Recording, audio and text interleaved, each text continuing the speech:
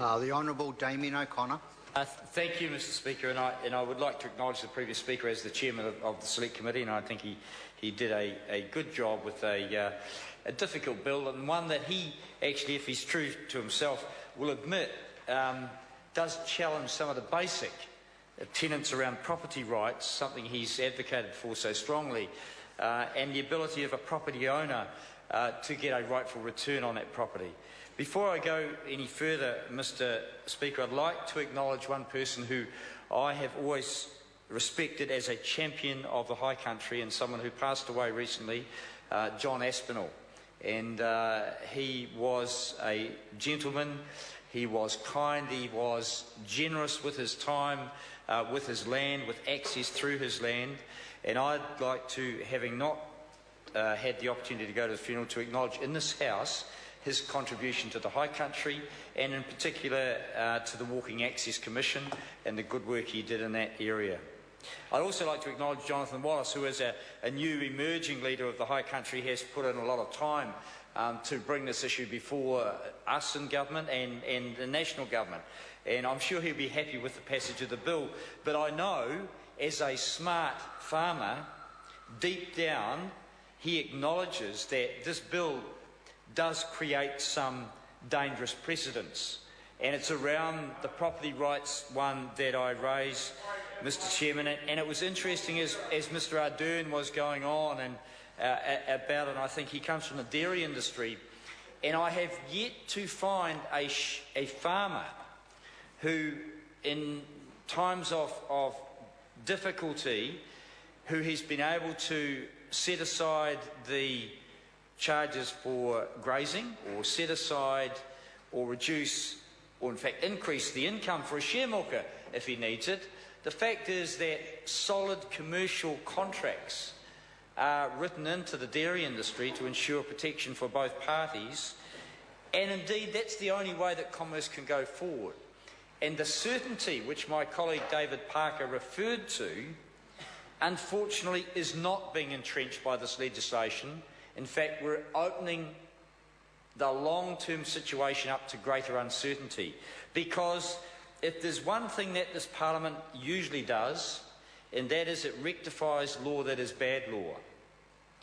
And while I support the High Country, I love the High Country, I haven't had enough opportunity to be there, but I've certainly spent many days and weeks in different ways, skiing, walking, on farms, helping chase a few sheep around, chase a few deer, Mr Speaker.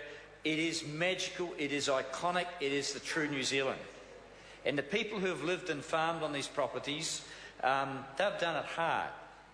And as the previous Speaker said, there are some properties that are small, that are marginally economic, and where families have battled through heritage, really, and pride to stay on those properties. And indeed, when we put up the proposal to implement the law and to actually implement commercial leases on these properties, it was going to cause hardship for some, which is why I personally went to Treble Cone in the summer. I usually like going there in the winter.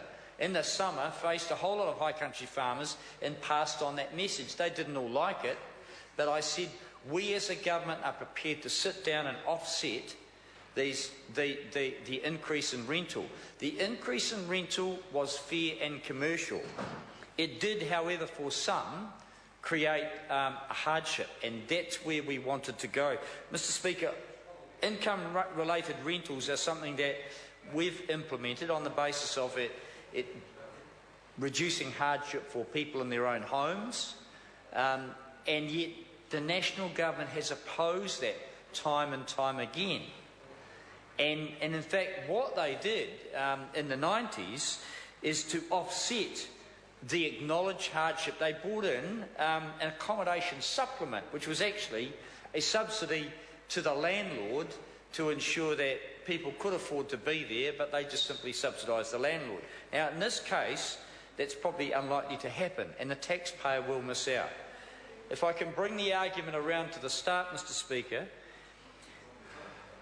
it will create uncertainty, and while there may be some joy in the High Country from this, I'm sure that a future government, and I'm not saying Labor, we haven't considered it properly at this point, but some government will see that this is not quite right, in the same way that the national government in 1997 saw that the situation with Maori reserve lands was not right, and they adjusted the legislation to allow the owners of the land, Maori, to have a fair commercial rate of return and rental from their land, which was fair and needed to be rectified.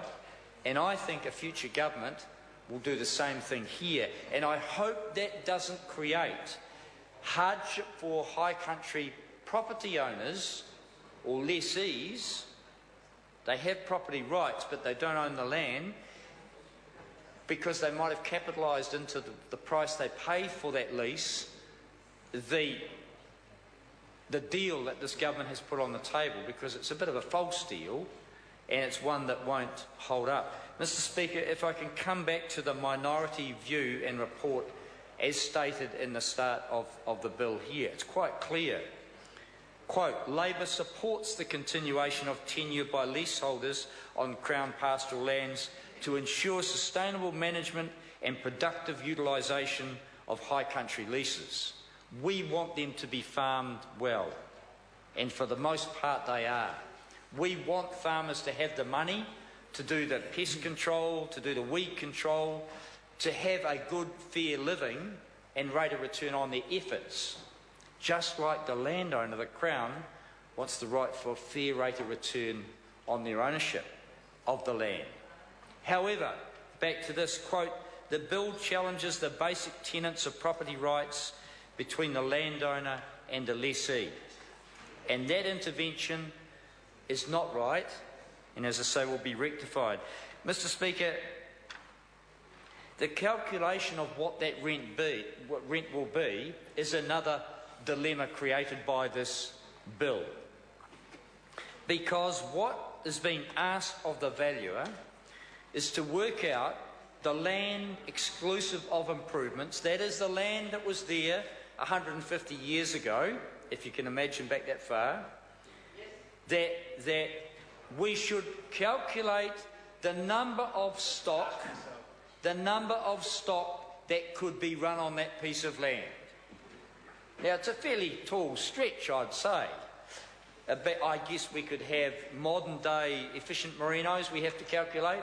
Nonetheless, it's a bit of a hard ask. So we have to work out, or the valuer has to work out, how many stock could have been run on that. There were mowers around it at that time, of course, as well, or going back a little way. So I'm not sure the grazing impact of the mowers versus the sheep. But nonetheless, this is the theoretical calculation that should occur. Then we have to take in stock values. Now, they change every Sunday night, depending on the meat companies ringing up their mates and working out what they should pay for sheep or lamb. But I don't want to go into that, Mr. Speaker.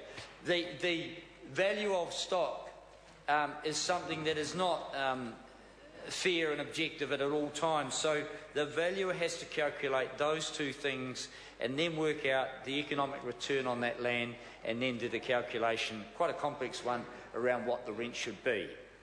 It is, quite frankly, quite ridiculous.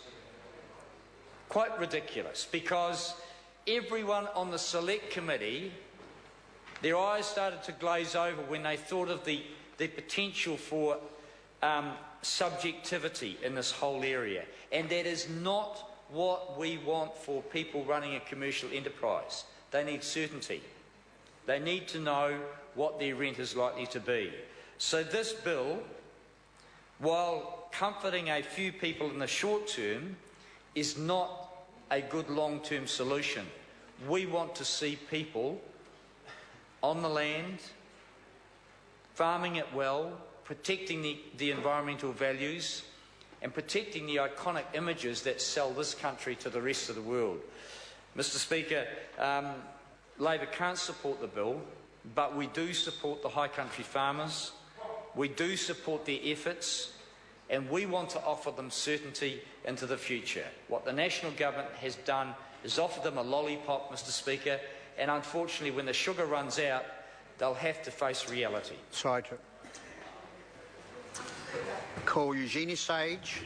Tanaka, Mr Speaker, thank you. Debate on the Crown Pastoral Land Rent for Pastoral Leases Amendment Bill has been wide-ranging and it's gone